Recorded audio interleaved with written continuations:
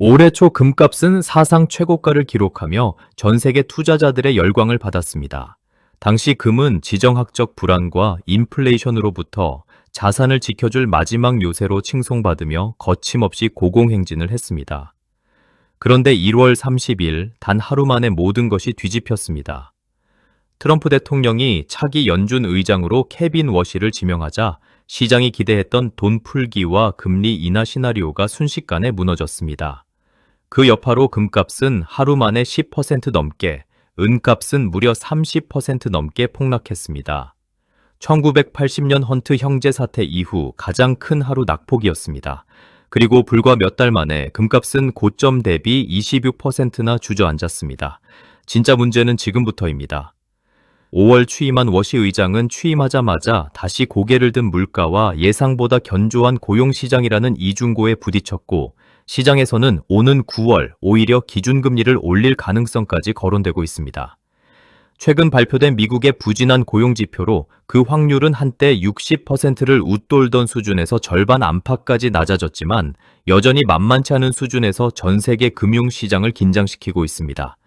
현재 금값은 온스당 4,140달러 선에서 위태로운 줄타기를 하고 있습니다. 안전자산의 대명사였던 금이 왜 이렇게 무력하게 무너지고 있을까요? 왜 거대한 자본들은 어제까지만 해도 칭송하던 금을 던지고 시장을 떠나고 있을까요? 그 배후에는 미국 금리라는 거대한 파도에 맞서 자기 나라의 경제를 지키려는 각국 중앙은행들의 치열한 자산 전쟁과 고금리 시대의 새로운 수익처를 찾는 냉혹한 자본의 계산법이 숨겨져 있습니다. 이 금리 불확실성은 전 세계로 퍼져나가며 국가마다 완전히 다른 방어 기제를 촉발하고 있습니다. 많은 매체는 여전히 금의 안전성을 강조하지만 시장의 속내를 들여다보면 온도차가 느껴집니다. 일부에서는 금 투자 상품을 권하는 금융기관들조차 정작 자신들의 자산 배분에서는 금 비중을 조금씩 줄이고 있는 것 아니냐는 의문을 제기하기도 합니다. 물론 확정된 사실은 아니지만 전문가라고 해서 항상 같은 판단을 하는 건 아니라는 뜻입니다. 포장을 걷어낸 금 시장의 속사정을 마주한 지금, 여러분은 여전히 그 가치를 무조건 확신할 수 있습니까? 그렇다면 이 균열은 대체 어디서부터 시작된 걸까요? 답은 미국과 세계 각국이 벌이고 있는 눈에 보이지 않는 자산 전쟁에 있습니다. 미국이 금리를 올리면 달러 가치가 치솟고 각국은 자국 통화 가치를 지키기 위해 사활을 건 수싸움을 시작합니다. 가장 극명한 대조를 보이는 곳은 중국과 일본입니다. 중국 인민은행은 19개월째 단 한 달도 쉬지 않고 금을 사들이고 있습니다. 현재 보유량은 2,330톤 안팎, 전체 외환 보유고에서 금이 차지하는 비중은 8.8%까지 늘었습니다. 올 1분기에만 전 세계 중앙은행들이 사들인 금은 244톤, 1년 전보다도 늘어난 규모입니다. 서방의 금융 제재 가능성에 대비한 일종의 금융 국방인 셈입니다. 반면 일본은 사정이 다릅니다. 엔화 약세와 강달러 압박 속에서 일본의 외환 보유액 가치는 최근 몇 달 새 오히려 줄어드는 모습을 보였습니다. 다만 이는 일본이 금을 적극적으로 내다 팔았다기보다 보유하고 있는 금과 자산의 달러 환산 가치 자체가 가격 하락과 환율 변동의 영향을 함께 받았을 가능성이 큽니다. 중국이 공격적으로 사모으는 쪽이라면 일본은 시장 변동에 그대로 노출된 채 흔들리는 쪽에 가까운 셈입니다.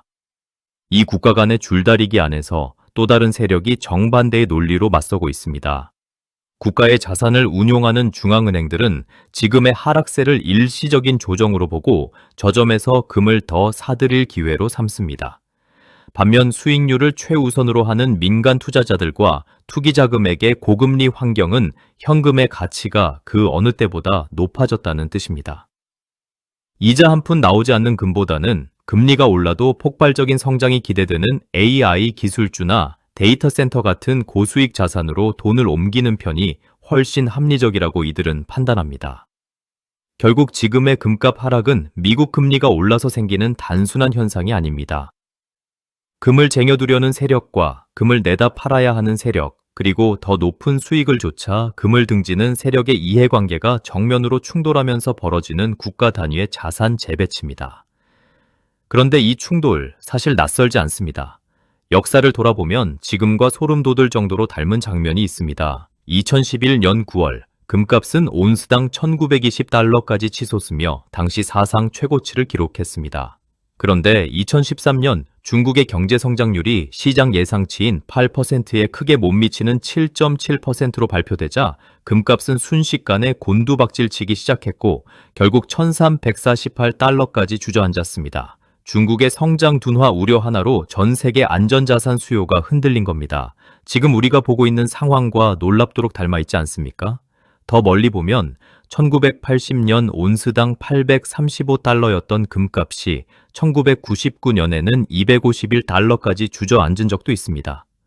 거의 20년에 걸쳐 강달러와 연준의 고금리, 각국 중앙은행의 금 매도가 겹치며 서서히 무너진 것입니다. 화려했던 최고가 뒤에는 늘 이런 긴 하락의 그림자가 숨어 있었습니다. 지금 우리가 마주한 금리 공포 역시 과거 역사가 반복하는 익숙한 대본일지도 모릅니다.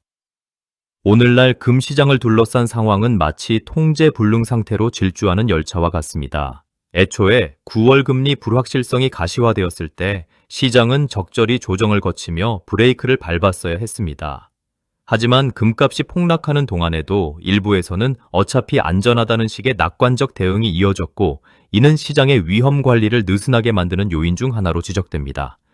자금이 효율적으로 배분되지 않고 특정 투기 방향으로만 쏠리면서 금 시장을 지탱하던 안전판은 이미 한계를 넘어선 지 오래입니다.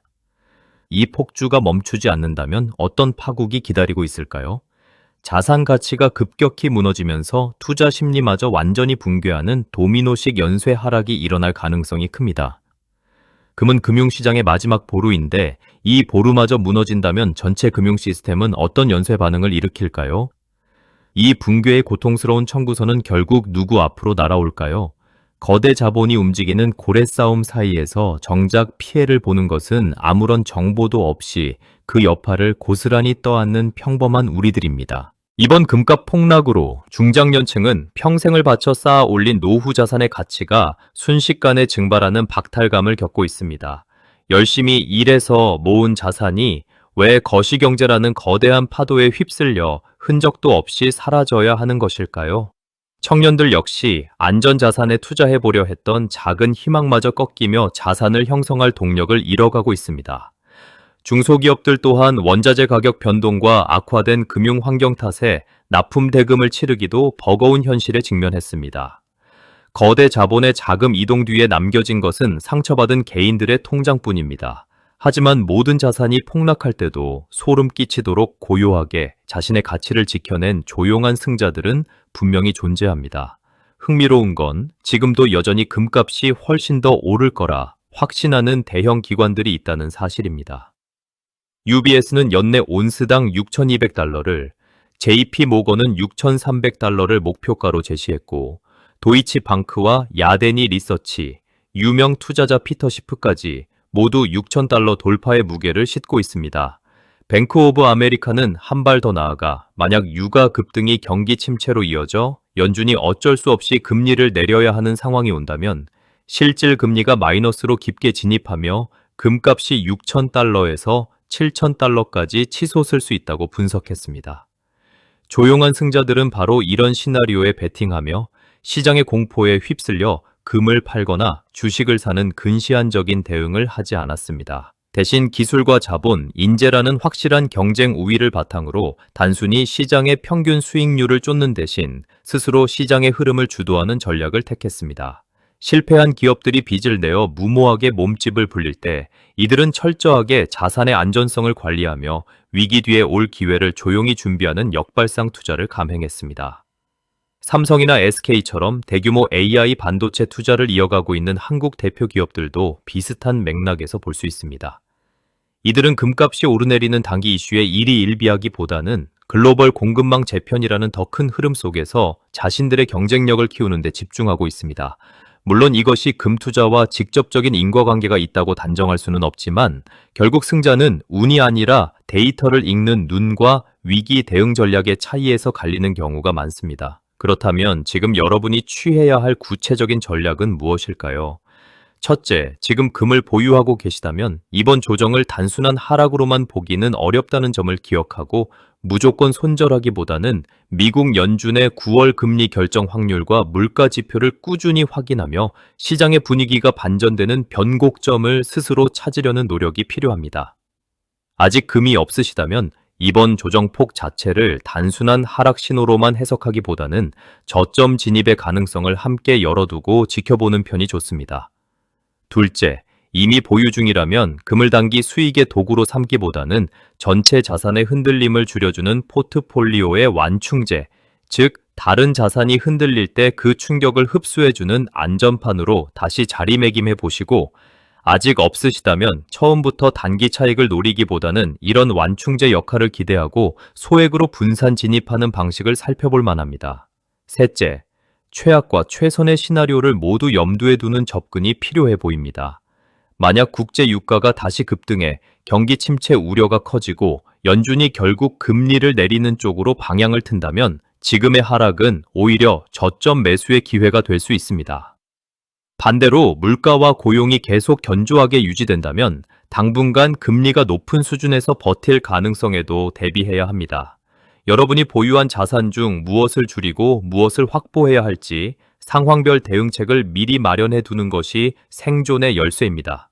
오늘 확인해야 할 핵심 지표는 금값의 흐름만이 아닙니다. 국채금리, 즉 정부가 발행하는 채권의 이자율 변화와 주요 통화 대비 달러의 강세를 보여주는 달러 인덱스, 국제 유가, 그리고 주요국 중앙은행들의 매수세 변화를 함께 살펴보며 여러분만의 자산 방어 체크리스트를 만들어 보십시오.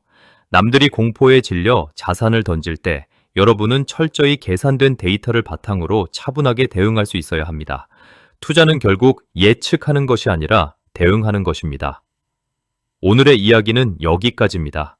영상이 도움되셨다면 구독과 좋아요, 알림 설정까지 꾹 눌러주시는 거 아시죠? 시청해주셔서 감사합니다.